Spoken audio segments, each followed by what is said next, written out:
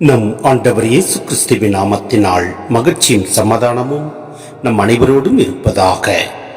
எரேமியா 30:8-17 முடிய படைகளின் ஆண்டவர் இவ்வாறு கூறுகிறார்: அந்நாளில் உன்னுடைய கழுத்தில் இருக்கும் அவனது நுகத்தை முறித்து போடுவேன், அவனுடைய விலங்குகளை உடைத்தெறிவேன்.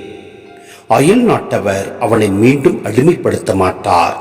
ஆனால் அவர்களின் கடவுளாகிய ஆண்டவருக்கும் அவர்களுக்காக நான் எழச் செய்யவிருக்கும் மன்னன் தாவீதுக்கும் அவர்கள் ஊழியம் புரிவார்கள். என் ஊழியன் யாக்கோப்பே, அஞ்சாதே, இஸ்ரேலே, கலங்காதே என்கிறார் ஆண்டவர்.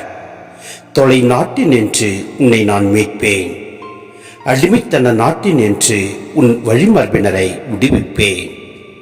யாக்கோபு திரும்பி வந்து அமைதியில் இளைப்பார்வான், அவனை அச்சுறுத்துவார் எவருமில்லர். நான் உன்னோடு இருக்கின்றேன், உன்னை மீட்பதற்காக உள்ளே என்கிறார் ஆண்டவர். எந்த மக்களினத்தார் இடையே நான் உன்னை சிதறடித்தேனோ அவர்கள் அனைவரையும் முற்றிலும் அழித்தொழிப்பேன். உன்னையோ முற்றிலும் அழிக்க மாட்டேன். உன்னை நீதியான முறையில் தண்டிப்பேன், உன்னை தண்டிக்காமல் விட்டுவிட மாட்டேன். உன்னை எவ்வகையிலேனும் தண்டியாது விடேன். ஆண்டவர் இவ்வாறு கூறுகின்றார்: உனது காயத்தை குணப்படுத்த முடியாது, உனது புண் புறையோடி போனது, உனக்காக வாதிட எவனும் இல்லை, உனது காயத்தை ஆற்ற மருந்தே இல்லை, உன்னை குணப்படுத்தவே முடியாது. உன் காதலர் அனைவரும் உன்னை மறந்து விட்டனர், உன்னை அவர்கள் தேடுவதே இல்லை.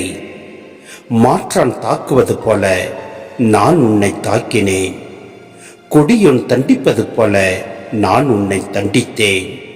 ஏனெனில் உனது குற்றம் பெரிது, உன் பாவங்களோ எண்ணற்றவை. நீ நொறுக்கப்பட்டதை எண்ணி ஏன் அழுகின்றாய்? உனது வேதனையை தணிக்க முடியாது, ஏனெனில் உனது குற்றமோ பெரிது, உன் பாவங்களோ எண்ணற்றவை. எனவே இவற்றையெல்லாம் நான் உனக்கு செய்தேன்.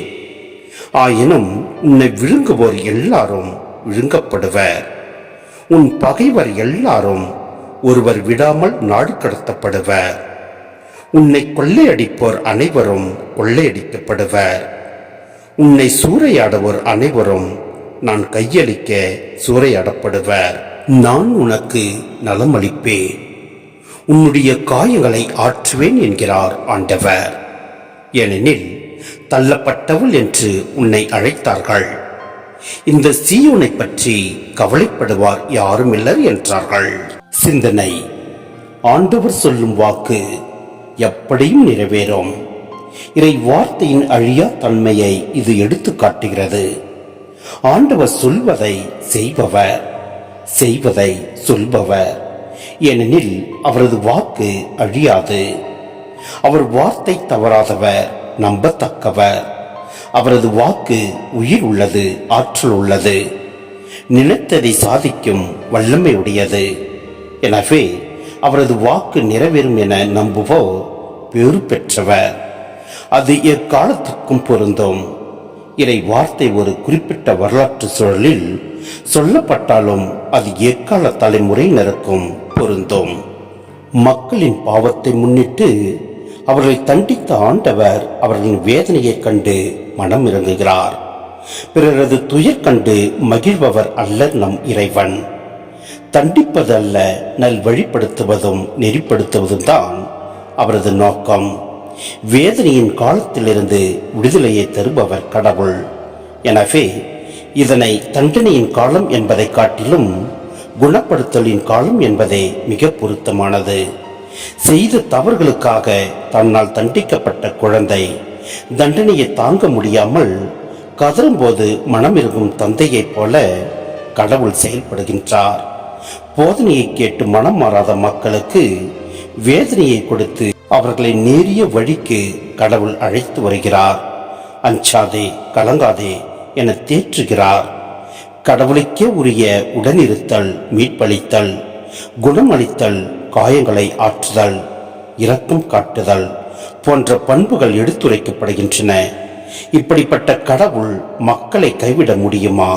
எனவேதான் மனிதர் ஊதாரித்தனமாக உதறிச் சென்ற உடன்படிக்கையை இறைவன் மீண்டும் நிலைப்படுத்துகின்றார்.